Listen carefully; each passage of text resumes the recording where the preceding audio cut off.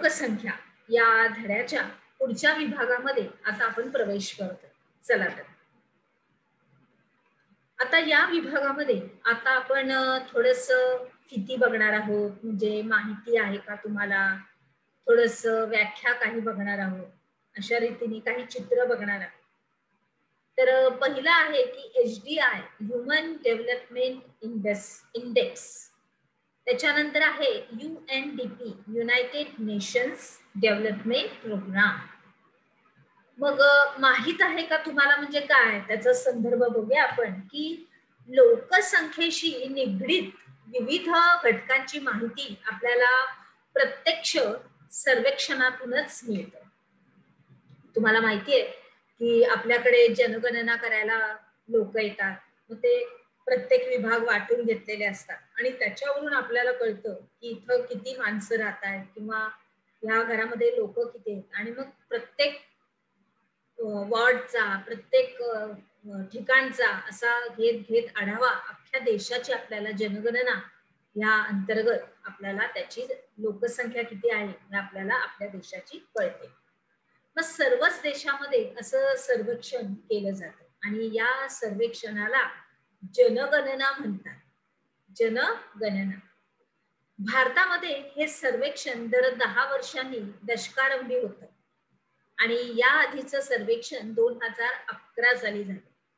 आणि या सर्वेक्षणातून प्राप्त झालेल्या सांख्यिकीय माहितीचा उपयोग हा वर्गीकरण, आलेखाद्वारे सादरीकरण, तुलना, नियोजन इत्यादी महत्वाच्या कामांसाठी करतात. पुढे बघूया. जरा डोकं चालवा असं आपला काय म्हणतो आपला भूगोलाचा नकाशा म्हणतोय. बघा तुमचा मित्र आहे.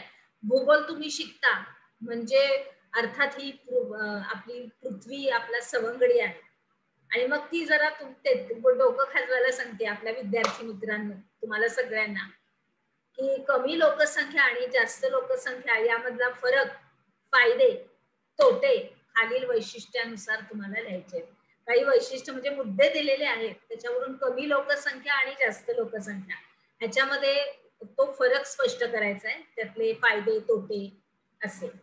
मग त्याच्यामध्ये मुद्दे आहेत बघा. दरडोई भूक्षेत्र, अन्नधान्य, साधन संपत्ती, त्याच्यानंतर दरमानशी उत्पन्न, त्याच्यानंतर पायाभूत सेवा व सुविधा, त्याच्यानंतर अनुत्पादक उपभोक्त्यांचं प्रमाण, त्याच्यानंतर नियोजन, रोजगार, नागरीकरण, आरोग्य, उच्च शिक्षण, सामाजिक परिस्थिती, हे सगळं मुद्दे देऊन त्याच्यामध्ये तुम्हाला त्याचे फायदे तोटे लिहायचे. अर्थात आपल्या वहीमध्ये ह्याची तुम्हाला नोंद करायची आहे, हे विसरायचं नाही. फक्त बघून सोडायचं नाही, तर ते वहीमध्ये लिहायचंय. पुढे जाऊया. आता बघा, पहा बरे जमते का.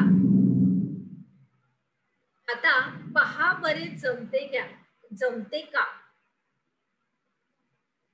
आता पहा बरे जमते का या अंतर्गत आपला मित्र पृथ्वी काय आपल्याला सांगतोय बघा, की भारतामध्ये गेल्या 2 दशकामध्ये कुटुंबातील सदस्य संख्या कमी होत गेले तरी देशाची लोकसंख्या वाढत आहे. असे का झाले असावे ते शोधायचंय. तर आता आपल्याला पहिला फोटो जो दिसतोय, आपलं पहिलं छायाचित्र, त्याच्यामध्ये बघा दाम्पत्य बसलेलं आहे आणि सर्व त्यांचं पूर्ण कुटुंब. हे 1810 मधलं आहे. त्याच्यानंतर 1900 किती सालातलं हे 1990 सालातलं, 31 सालातलं आहे 1990. ह्याच्यामध्ये आपण बघतोय की दाम्पत्य थोडस कुटुंब कमी झालंय आणि आता 2010 मध्ये बघा आई बाबा आणि एक छोटीशी मुलगी तुम्हाला दिसत आहे. आला लक्षात फरक हा. चला तर पुढे जाऊया. जरा डोकं चालवा. परत आपला सवंगडी आपली पृथ्वी काय सांगते बघा.